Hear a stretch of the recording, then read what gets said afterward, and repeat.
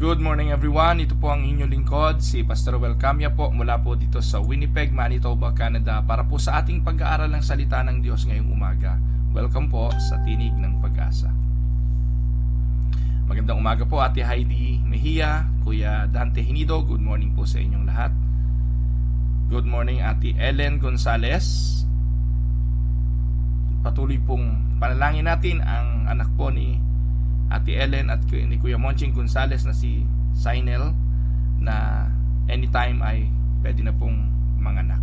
Sama po natin siya sa prayer. So mga kapatid, tayo po'y magsisimula sa ating pag-aaral ngayong umaga sa topic na pinamagatang closed doors. Yan. At ang ating pong talata matatagpuan sa Proverbs chapter 3 verses 5 hanggang 6. Samahan po ninyo ako sa ating pong talata. Trust in the Lord with all your heart and do not lean on your own understanding. In all your ways acknowledge Him and He will make straight your paths. Pagpalain naman ng Panginoon ang pagkabasang ito ng kanyang banal na salita na sa umaga pong ito'y ating pagbubulay-bulayan. Mga minamahal na mga kapatid, naranasan nyo na po bang mapagsarahan ng pintuan?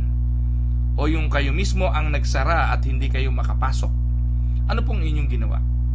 Alam niyo po dito sa Canada kapag winter, ang isa sa nagiging problema ay yung mga bahay na walang storm door na po ay napofrozen po yung doorknob at kahit pong anong gawin niyo, kung kayo po ay naiwanan sa labas, hindi niyo po ito mabubuksan. In fact, yung mismong susi ay ayaw pumasok doon sa kanyang doorknob. Kaya po ang ginagawa ng iba, madalas bago umalis ng bahay, meron po silang dalang de-icer. Ito po ay fluid o liquid na ini-spray po dun sa doorknob para po ito ay ma-de-ice o ma-defrost yung ice na nandun para po ito'y bumukas o gumalaw yung mga mechanism sa loob ng knob. Alam niyo po, noong bago-bago lang po ako dito sa Winnipeg, lagi po ako may dala sa bulsa nun. Ito po yung de-icer. At hindi lang po kasi sa bahay kundi maging sa kotse. Yung mga kotse po, lalo na yung medyo luma na, ay lagi pong ganoon, nasasarahan ka po sa labas, hindi mo mabuksan. Minsan yung pintuan mismo, kahit napipihit mo yung susian, hindi mo naman mahatak dahil nga po frozen. Kaya po pag winter po dito, madalang po yung nagka-car wash. Kasi po paano mo ika-car wash yung po mga rubber doon sa pintuan, kapag ito po ay na frozen, hindi mo mabubuksan ang pintuan ng iyong mga sasakyan. So, mahirap, no? Pag naandun ka sa labas, lalo na po mga minus 40 degrees centigrade. Imagine ninyo, may kaibigan nga po ako, si Kuya Joji Estopase. Ano po, nagtapon lang po siya ng garbage. Ano po, nakasinelas lang. Lumabas po ng pintuan at magtatapon ng basura sa kalamigan po ng winter. Hindi niya po inaasahan, biglang sumara yung pinto. Siya lang ang tao sa loob ng bahay o sa labas ng bahay, siya lang ang tao, sumara yung pintuan, hindi siya makapasok. Imagine niyo, anytime pwede siyang mamatay. So ano pong ginawa niya? Nagtatakbo po siya at kumatok siya sa kapitbahay. Mabuti na lang yung kapitbahay po ay nandoon nung mga panahon na yon. Paano kung hindi ka rin pinagbuksan nung kapitbahay? So mahirap po dito, ano po, lalo na nga po kung ganoong mga sitwasyon. Lalo na kung mapagsasarahan ka ng pintuan. Kay winter man o anuman ng panahon, mahirap yung mapagsarahan ng pintuan. Katulad halimbawa ng isang lalaki na nahuli ng kanyang misis na merong ibang affair, ano po, tinapon lahat ng damit sa labas ng bahay, sinara pintuan, kahit anong kalampag ayaw nang buksan, no? Sa bagay, pampelikula lang naman po natin nakikita yung mga bagay na yan. Pero ang tanong, napagsarahan ka na ba ng pintuan? And how do we know when a door is really shut? How hard should we pull to open the door? Alam niyo po mga kapatid, ang tanong na ito'y hindi lamang po sa physical o sa natural realm. I would like also to ask yung sa bagay na spiritual. Gaano karaming pagkakataon na may mga bagay sa espiritual na sinasarahan ng Diyos at nahihirapan tayong buksan. May mga spiritual doors na minsan sa ating Christian life ay sarado. But how do we know when a door is really closed? No? Certainly, sometimes in my life, I have wanted to give up on some of the closed door.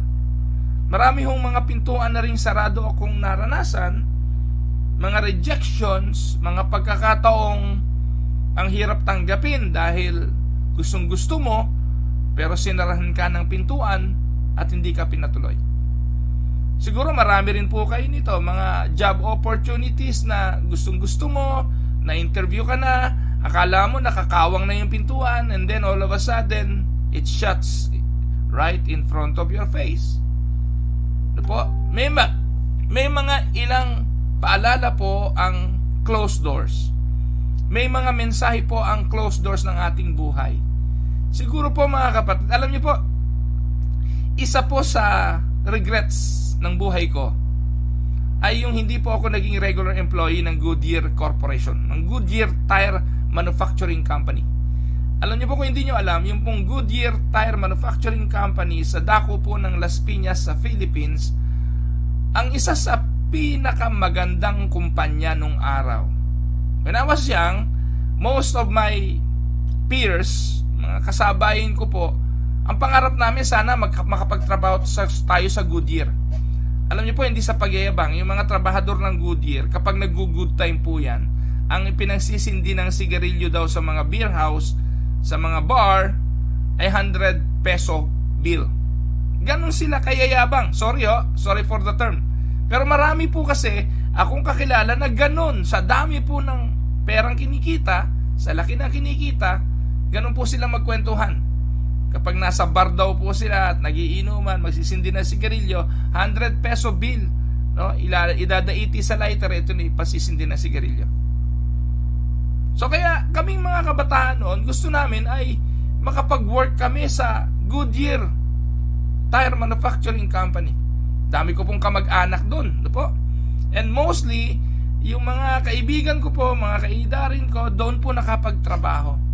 At nakita ko po naman kung paano talaga umasenso yung kanilang buhay dahil maganda po talaga ang hanap buhay doon. At nakapasok po ako doon. So I started to work there as a janitor. I thought na ano po yun kagagraduate ko lang po ng high school, first year high school, while waiting for the opening of college, of university, pumasok po ako. No? Meron po tinatawag na shutdown yung company at yun po ay 2 weeks yata po yun, o 2 weeks na shutdown, nililinis po yung company. I thought it was an open door of opportunity for me to get through. Pasok po ako, naglinis po kami ng mga washroom, kung ano-ano, ano po. Trabaho po kami doon. Pero alam niyo po, the door was shut down from me. Po, nung sumunod na term ay napasok uli ako. Akala ko po yun na yung passes towards regularization. Ang problema, again, long story po yun, pero the door was shut down from me. So hindi po Goodyear Tire Manufacturing Company ang naging company for me to work on. Pero masama ang loob ko kasi andun konti na lang. Ang dami ko pa namang backer, ang dami kong kamag-anak. I thought talagang they're going to help me para maging regular employee. Pero again, the door was shut down. Hindi ko po maintindihan noon kung bakit. Kasi nga po nakakondisyon na ako na yung pintuan na yon ang aking path towards a good career. At doon sa company na yon, maganda mag-retire kasi ang ganda ng retirement benefit. Pag Christmas, meron po sila mga Christmas groceries, Christmas package. Ang dami. Kaya po, yung mga anak ng nagtatrabaho sa Goodyear, kinaiinggitan. Pero alam niyo po kung saan ako nakapagtrabaho? Katabi ng Goodyear. Doon po ako na regular, doon po ako nagtagal, at doon po ako naging medical representative, yung pong Boyi Incorporated. Tabi lang po halos ng Goodyear. Sinarhan ako doon sa kumpanya na gusto ko, pero binuksan ng Diyos ang pintuan doon sa kabilang pinto. At doon sa kabilang pinto, doon ako na-mold, doon ako nahubog, doon ako nasanay, doon ako inihanda sa isang mas malawak palang ministry. When I became a medrep, I was developed, my confidence was developed, my interpersonal relationship developed, my perseverance, yung aking person, ano tawag doon? Knowledge ay na-develop. Paano makipag-usap, paano humarap sa tao. And you know what? Kaya pala. At hindi nagtagal, alam niyo po nangyari, yung Goodyear, isinarado, nagsara, nag-close. Ngayon po, sarado na yun. At wala na pong Goodyear Tire Manufacturing Company sa Philippines. Sinong mag-aakala ng isang matibay, malakas, makapangyarihan ay pwedeng mangyaring magkaganon? Pero sinaran ang pintuan sa akin nun. Ngayon, may mga ilang nais ipaalala ang mga closed doors na ito. Yun po ay para sa akin, hindi ko po alam para sa inyo. Pero sa umagang ito, magbulay-bulay tayo and let us reflect. Kapag sumasara ang pintuan, ano bang ibig sabihin nito? Una, remember that the call of the Lord that God has given us will likely require intensive perseverance. Ang Diyos, kapag tinawag ka, yung call na yon nangangailangan ng intensive perseverance. Kailangan ng pagtitiis, kailangan ng pagiging masigasig. Ang tanong, saan ko na-develop ang perseverance na meron ako ngayon? Saan ko na-develop yung mga knowledge na meron ako ngayon? Bakit ako naging pastor? At bakit ako ginawa ng Diyos na lingkod niya? Saan niya ako dinala para maging ako ngayon? Alam niyo po, kung i-analyze at pag-aaralan ko buhay ko, kaya pala isinara ng Diyos ang pinto kasi gusto niya kong maging pastor. Tandaan po ninyo, hindi lahat ng nais natin ay mangyayari. Hindi lahat ng gusto nating pasukan ay madali. Madalas pinahihirapan tayo ng Diyos sa mga saradong pintuan upang maranasan natin at matutunan ang maghintay. Sa ngayon po mga kapatid, dahil sa lockdown, dahil sa pandemic na COVID, ang daming mga saradong stores. Kung meron mang nagbukas, kailangan kang pumila, maghintay. At alam niyo po, hindi madali ang maghintay. Nung isang araw, pumunta kami sa Walmart na ang plano, bumili lang ng bigas, pero may pila. Sa superstore. At kung kulang ang iyong pasensya, hindi ka magtsatsaga. Kaya nga po mga kapatid, minsan sa saradong pintuan, ng intensyon lang, maghintay ka dahil ang tawag ng Diyos, ang layunin ng Diyos sa buhay mo ay kailangan ng intensive perseverance. Kung nainip po ako at nagdamdam ako sa Diyos at ipinagpilitan kong buksan ang pintuan ng Goodyear, actually, nung lumaon po ito, gusto ko lang kayong bigyan ng konting idea. Nung nag-resign po ako doon sa Goodyear, actually, probationary na po ako doon eh. Ayoko na sana ikwento ito, baka may masaktan pa eh. No? Pero, probationary na po ako nung ako'y nag-resign doon sa Goodyear. Hindi naman po ako tinanggal doon, nag-resign ako. Kasi po, mahigit na po akong 1 taon na probationary na supposedly ay regular employee na kami, pero may pandaraya pong ginagawa yung ilan doon na sa halip na sumweldo kami doon sa Goodyear, sa agency kami ipinasok. So, wag na po natin pag-usapan. Pero ganun po nangyari doon. And I resigned, and I considered it as delaying of those people na nakikinabang doon. So, sa madaling sabi, nag-resign ako. And for me, that is a closed door. Pero alam niyo po, tinawagan ako, pinababalik ako, gusto kong bumalik. Kung natukso po akong bumalik noon sa palatandaang tila sarado na yung pintuan, hindi po ako narito ngayon. Hindi po ako si Pastor Camia ngayon. At maaaring kabilang ako sa mga wala ng trabaho ngayon dahil nagsara na nga po ang kumpanyang ito. May layunin ng Diyos sa lahat. Amen? At ang sabi nga po ng talata natin ngayon, we just need to trust in Him. Trust in the Lord with all your heart. and lean not on your own understanding. Remember that the Lord is calling us, but His call has the call that He has given us will likely require intensive perseverance. Kaya pag tila sarado, tis-tis lang, hintay-hintay, huwag mainip. Kung iyan ay magbubukas para sa'yo, magbubukas yan. Amen? Pangalawa, lagi nating tandaan na some doors have windows. Kasi yung pintuan namin, may bintanang maliit. No, may storm door, pero may bintanang maliit, pwede kang sumilip sa loob.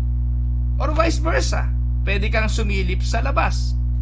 What I mean by this is that some doors have a really clear view of what might happen or what might be on the other side.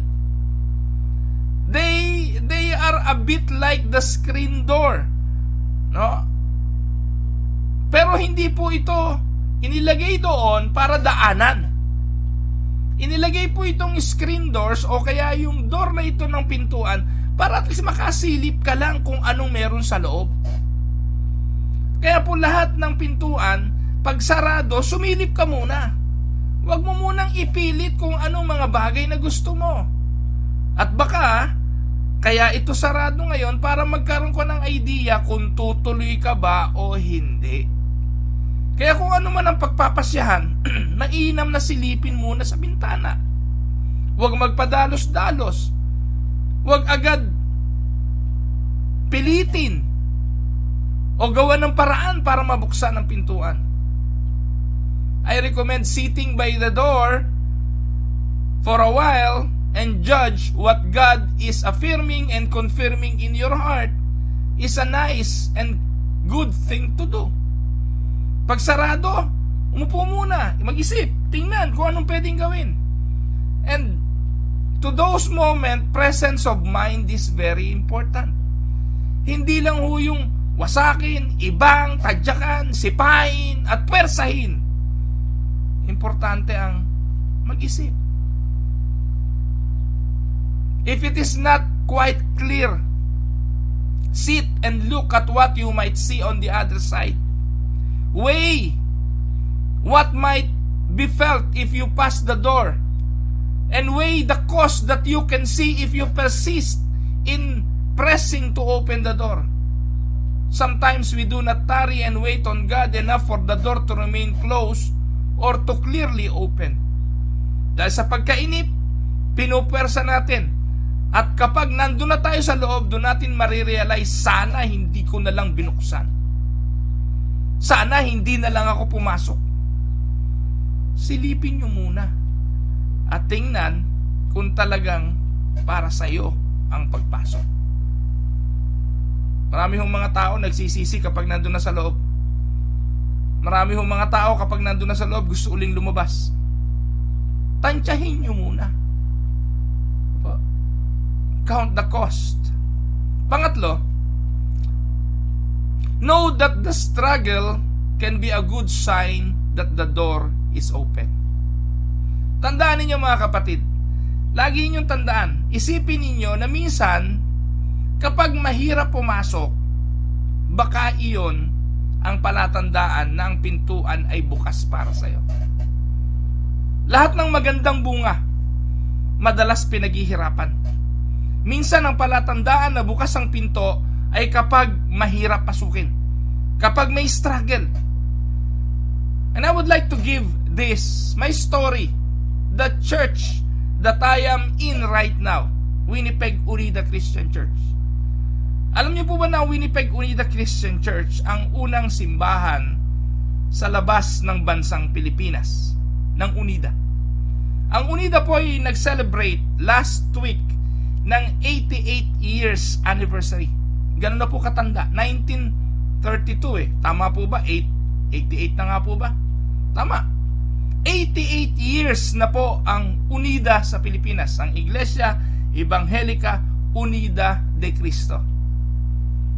Nabuhay po ang simbahang ito sa Pilipinas ng 88 years. Pero alam niyo po ba na 80 years o 8 years ago, tama ba?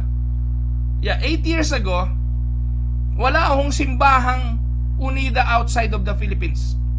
Sa loob ng 80 years, nabuhay ang church na ito na parang ang paniniwala, imposibleng makapagsimula tayo ng simbahan outside of the Philippines. 8 years ago, may mga pastor na po kaming umalis ng bansa at pag-aalis po nila, ang prayers nila sana makapag-start sila ng church ng Unida outside of the Philippines. Mga OFWs na nananalangin na sana pagdating nila doon sa bansang pupuntahan nila, kahit house church lang makapagsimula ang Unida. Pero wala po eh. When I became the general evangelist, ayoko po ikwento ito, sa lalabas na laman, napakayabang ito si Pastor Ruel eh. Pero gusto ko po ikwento ito kasi hindi po si Pastor Ruel ang nagbukas ng pinto. Gusto ko lang ikwento ito kasi ito po yung laging nasa puso ko mula pa noon. Hindi ako papayag na hindi ko makikita during my lifetime na ang Unida nakapagsimula kahit na isang simbahan outside of the Philippines. Ang dami yung Unida sa abroad, ang daming Unida sa Amerika, ang daming Unida sa Saudi Arabia, ang daming Unida sa Middle East, sa Canada. And yet pag-aalis, sumasali lang po sila sa ibang mga simbahan. Nagiging Baptist, nagiging Pentecostals. Sumasali lang sila. Sa halip na simulan yung kanilang kakanyahan, simulain yung kanilang natutunan bilang mga solid Unida.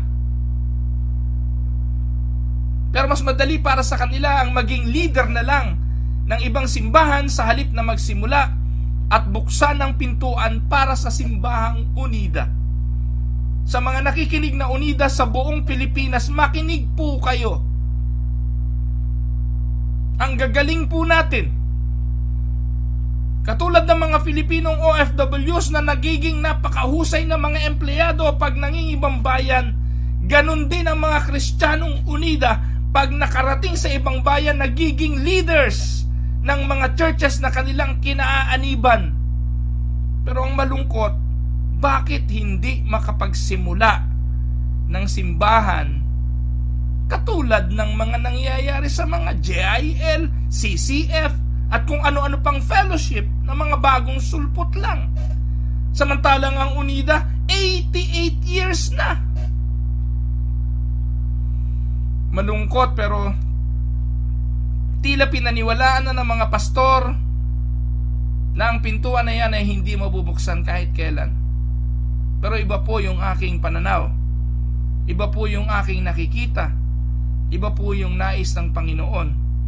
Ako po'y naghihintay lamang ng bukas na pintuan at kung masisilip ko po kung anong nandun at pwede ko pong ipasok kahit ang aking unang paa para makapasok, hindi po ako papayag na hindi mabuksan ang pinto. And praise the Lord. September of 2011, God opened the door. Ang akalang sarado ay bukas naman pala. Opo, hindi ito madali. Ang Winnipeg Unida Christian Church ang unang simbahan outside of the Philippines. May struggles. At minsan po mga kapatid, ito ang malungkot. Ang struggles galing mismo saan? Sa mga tao na nandun na sa kabilang pintuan. Yung mga tao na nandun na sa likod ng pinto ang nagsara mismo ng susi para wag makapasok. Yun po yung kalungkutan ko na eh. Alam niyo po, ang mga humadlang para sa Winnipeg Unida para magsimula, mga Unida rin. Sorry no? Pero yung mga Unida na nandun na sa loob ng pinto, pero wala po sila sa loob ng simbahang Unida, ang nagsabing, mali ang gagawin ninyo, imposible ang gagawin ninyo, hindi nyo kayang kumuha ng pangrenta, hindi nyo kayang kumuha ng pastor sa Pilipinas, hindi madaling magtayo ng simbahan. Tama, may struggle kasi. Pero alam niyo po ba mga kapatid, yung mga struggle na to ang palatandaan na ang pintuan ay bukas. At ako po nasa Pilipinas, may kumausap pa ho sa akin, huwag kang tumuloy doon. Huwag kang tumuloy doon. Pinipigilan po nila akong wag tumuloy.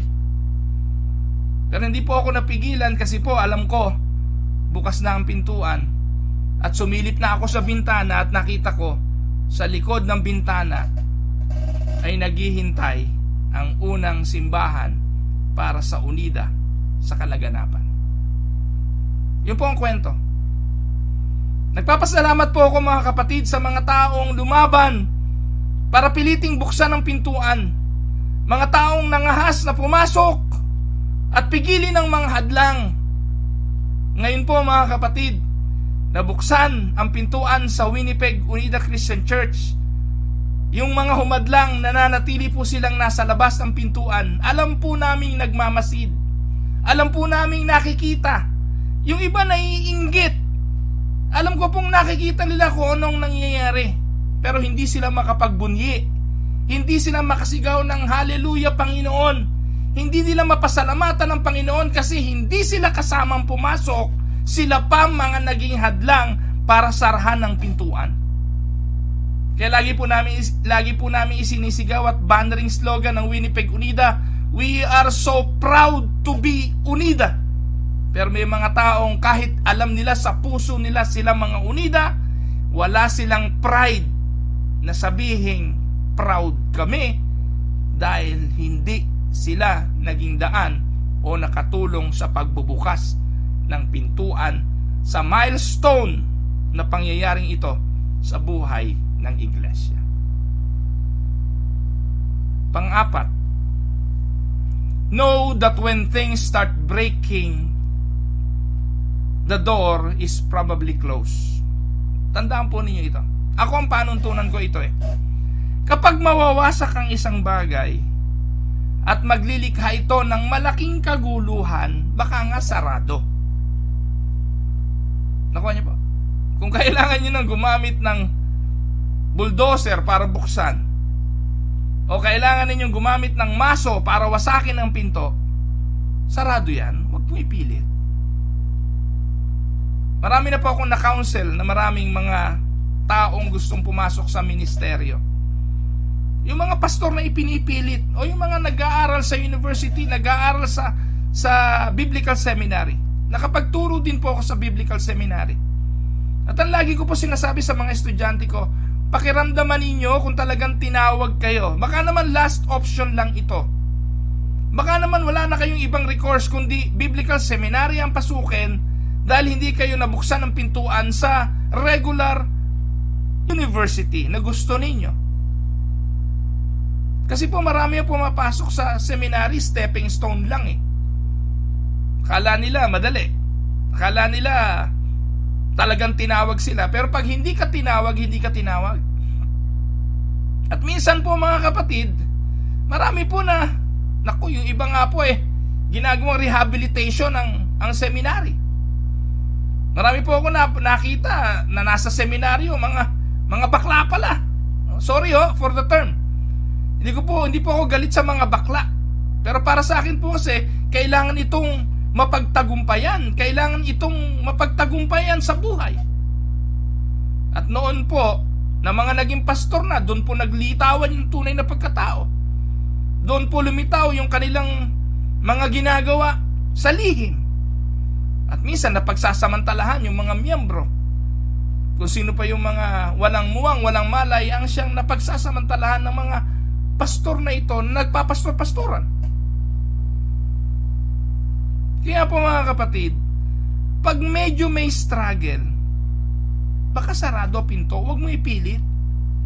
Minsan po kapag sisirain ito buhay mo, huwag mo ipilit. Kaya ito rin po yung challenge ko dun sa mga gustong pumunta rito sa Canada, kasi po pag kumukuha kami ng pastor sa Pilipinas, hindi po namin makuhang sabay ang mag-asawa.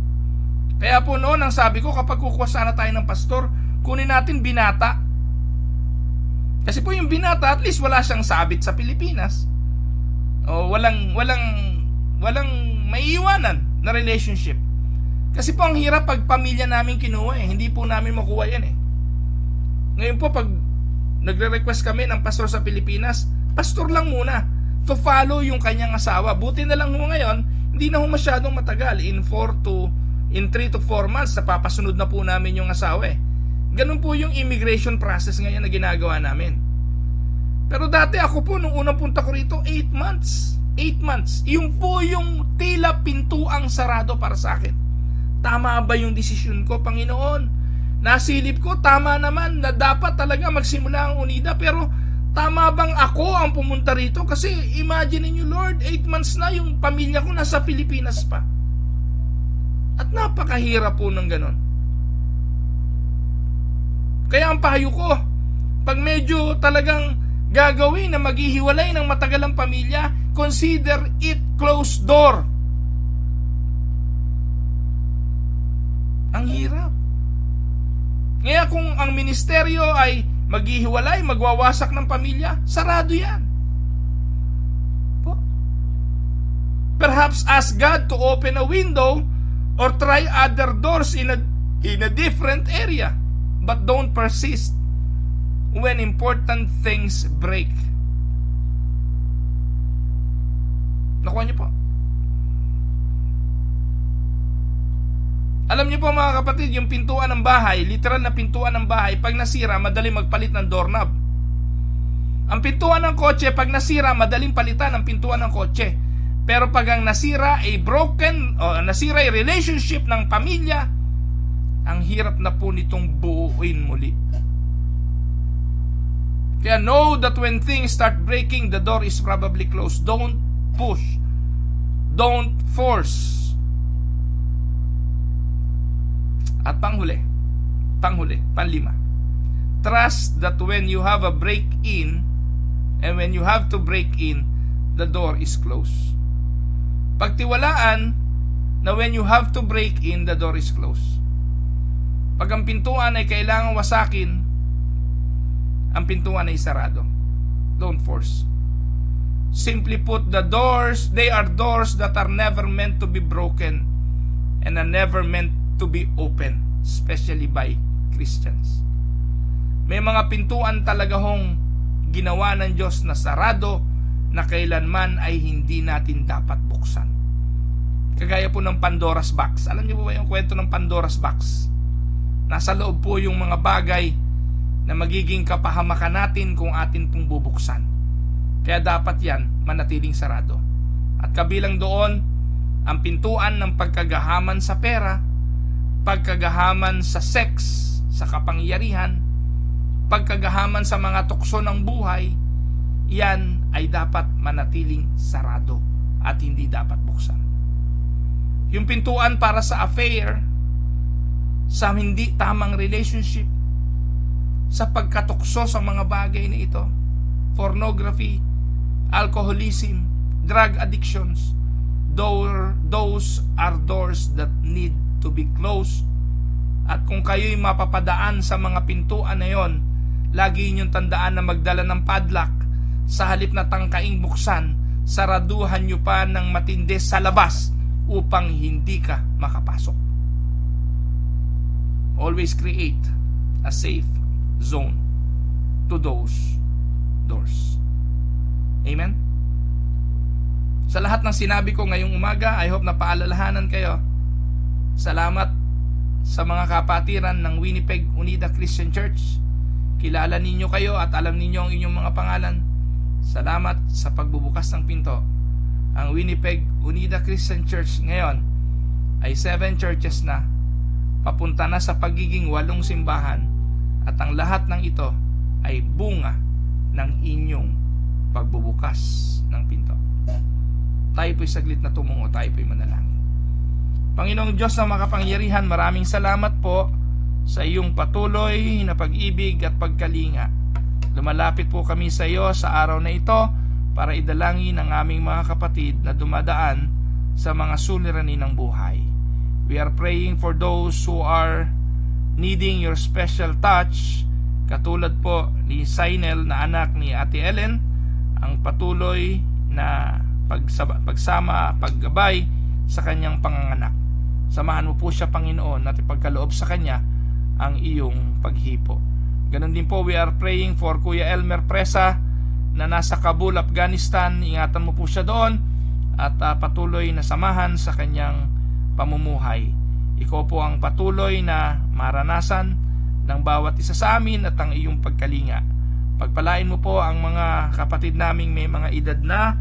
Lord, ipuin mo rin po ang aking tatay, si Tatay Boy, ang aking pong may bahay na si Dang, ang pangangailangan ng bawat sa amin sa araw-araw, si Ate LV Paredes, si Kuya Dol, si Kuya Pedoy De Castro, ang patuloy na paghipo mo sa buhay nila, si Ate Lita Cadabedo, ganun din po si Nanay Hema De Castro. Pagpalain mo sila, Panginoon. Si Kuya Nestor Sinfuente, patuloy mo po siyang hipuin, Panginoon.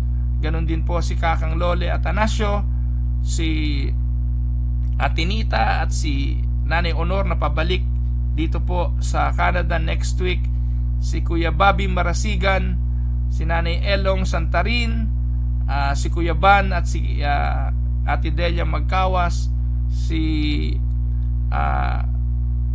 Tita Remy na nag-aalaga kay Kakang Lole, ang patuloy na pagsubaybay mo sa mga kapatiran namin, patuloy na pasasalamat sa kagalingan ni Oji Ramos, ang pagpapala mo, Panginoon, ang hiling namin na patuloy na ipagkaloob kay Atinaldi at sa kanyang Atinaldi sa tingin at ang kanyang sambahayan. Patuloy pong pagpapala ang ipagkaloob mo at kagalingan sa bawat isa sa kanila. Dinadalangin din namin sa iyo si Ai Advincula, ang patuloy na pagpapagaling sa kanyang pangangatawan. Maraming pong salamat, Panginoon. Lahat po ng mga nakasubaybay sa tinig ng pag-asa, saan man silang lugar ng mundo ngayon, ipuin mo sila ng mapagpalang kamay at ipagkaloob sa kanila, Panginoon, ang kanilang mga karaingan kung hindi naman ito labag sa iyong kalooban. Sa iyo po, Ama, ang lahat ng papuri, lahat ng pasasalamat, at naniniwala po kami, Panginoon, na hindi naman nangyayari ang mga bagay kung hindi mo ipinapahintulot dahil ikaw ang Diyos na may kontrol ng lahat. Sa iyo po ang aming pagtitiwala. Sa iyo po kami umaasa.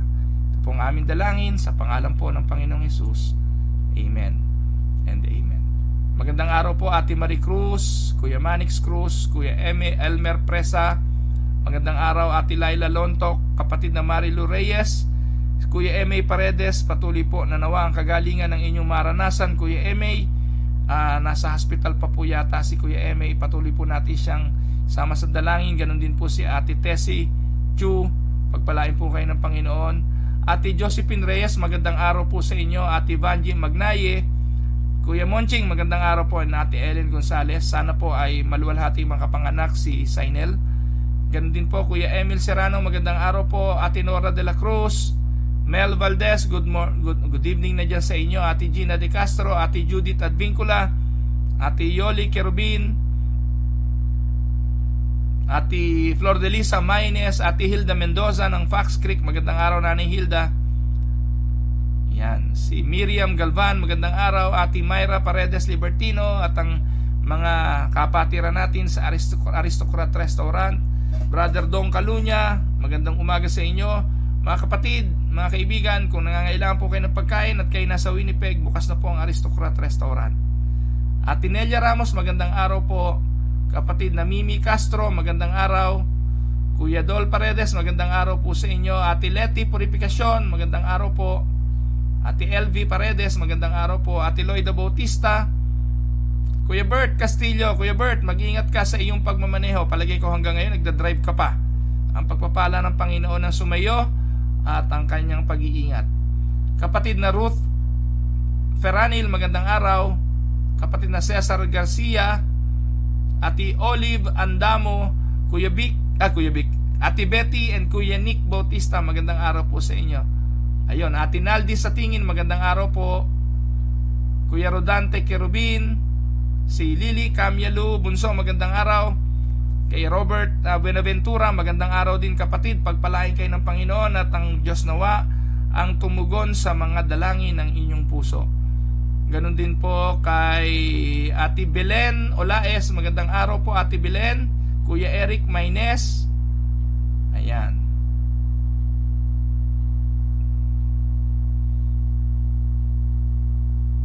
Kapatid na Bernadette Causaren, Ate Daisy Esguera, magandang araw po. Ayan, so magandang araw po sa inyo lahat. So nabati ko na po yung may mga comments. Dami po nanood sa atin ngayon. Umabot po tayo ng 75 if I'm not mistaken. Yan. So happy Tuesday everyone. Mamaya po ay may check up ang aking may bahay sa kanyang oncologist. Kindly include her in your prayer. At patuloy po naman na ang kalakasan ay kanyang taglayin at ang mga anak namin, sama nyo rin po sa prayers, ang inyong lingkod, pakasama rin po. At patuloy po tayong pagpalain ng ating Diyos na buhay. Makita ho uli tayo bukas sa atin pong pag-aaral dito po sa Tinig ng Pag-asa. God bless everyone.